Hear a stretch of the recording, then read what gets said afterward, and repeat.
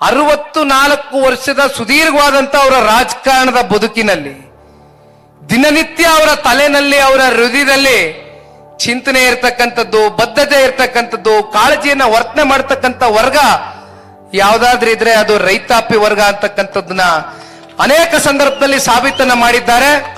ಇತ್ತೀಚಿನ ದಿನಗಳಲ್ಲಿ ಸದನದಲ್ಲಿ ನಡೆದಂತ ಅವ್ರಿಗೆ ಸಿಕ್ಕಂತ ಒಂದು ಅವಕಾಶ ನಮ್ಮ ನಾಡಿನ ನೀರಾವರಿ ಬಗ್ಗೆ ಇವತ್ತೇನಾರು ಕಲ್ಯಾಣ ಕರ್ನಾಟಕ, ಕಿತ್ತೂರು ಕರ್ನಾಟಕಕ್ಕೆ ಹೋದಾಗ ಸನ್ಮಾನ್ಯ ದೇವೇಗೌಡರು ಸಾಹೇಬರು ತಗೊಂಡಿರ್ತಕ್ಕಂಥ ನಿರ್ಣಯಗಳು ಯಾವ ದೊಡ್ಡ ಮಟ್ಟದಲ್ಲಿ ಇದೆ ಅಂತಕ್ಕಂಥದ್ದು ಆ ಭಾಗದ ರೈತರು ಇವತ್ತು ಸ್ಮರಿಸ್ಕೊಳ್ತಾರೆ. ಹಾಗಾಗಿ ಇವತ್ತೇನಾದ್ರೂ ಹಳೆ ಮೈಸೂರು ಪ್ರಾಂತ್ಯವನ್ನ ಹೊರತುಪಡಿಸಿ ಪ್ಯಾನ್ ಕರ್ನಾಟಕ ಅಕ್ರಾಸ್ ಹಳೆ ಮೈಸೂರು ಪ್ರಾಂತ್ಯವನ್ನ ಬಿಟ್ಟು ಬೇರೆ ಬೇರೆ ಜಿಲ್ಲೆಗಳಲ್ಲೂ ಕೂಡ ಜನತಾದಳ ಪಕ್ಷ ಏನಾದ್ರೂ ಬಲಿಷ್ಠವಾಗಿ ಉಸಿರಾಡ್ತಾ ಇದೆ ಅಂತಕ್ಕಂಥದ್ದಾದ್ರೆ ಅದು ಸನ್ಮಾನ್ಯ ದೇವೇಗೌಡರು ಸಾಹೇಬರು ವಿಶೇಷವಾಗಿ ನಮ್ಮ ನಾಡಿನ ನೀರಾವರಿ ಬಗ್ಗೆ ತಗೊಂಡಿರ್ತಕ್ಕಂಥ ಕೆಲವೊಂದಷ್ಟು ಐತಿಹಾಸಿಕವಾದಂತ ತೀರ್ಮಾನದಿಂದ ಅಂತಕ್ಕಂಥದ್ದು ನಾವಲ್ಲಿ ಹೋದಾಗೆಲ್ಲ ಆ ಭಾಗದ ರೈತರುಗಳು ಪದೇ ಪದೇ ದೇವೇಗೌಡರ ಕಾರ್ಯಕ್ರಮಗಳ ಬಗ್ಗೆ ಸ್ಮರಿಸ್ಕೊಳ್ತಾ ಇರ್ತಾರೆ. ಅಂತ ಒಬ್ಬ ಪುಣ್ಯಾತ್ಮ ಕಟ್ಟಿರ್ತಕ್ಕಂಥ ಈ ಒಂದು ಪ್ರಾದೇಶಿಕ ಪಕ್ಷವನ್ನ ಇವತ್ತೇನು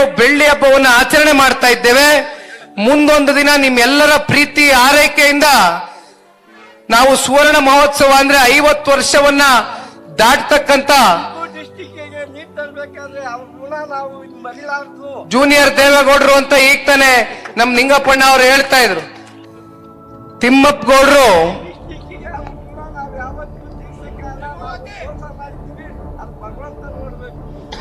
ಗೌಡ್ರು ಹೇಳ್ದಂಗೆ ಹೇಮಾವತಿ ಬಗ್ಗೆ ಬಹುಶಃ ಇವತ್ತು ನಾನೇನು ಇಲ್ಲಿ ನಿಂತು ಉದ್ದುದ್ದ ಭಾಷಣ ಮಾಡೋದೇನು ಅವಶ್ಯಕತೆ ಇಲ್ಲ.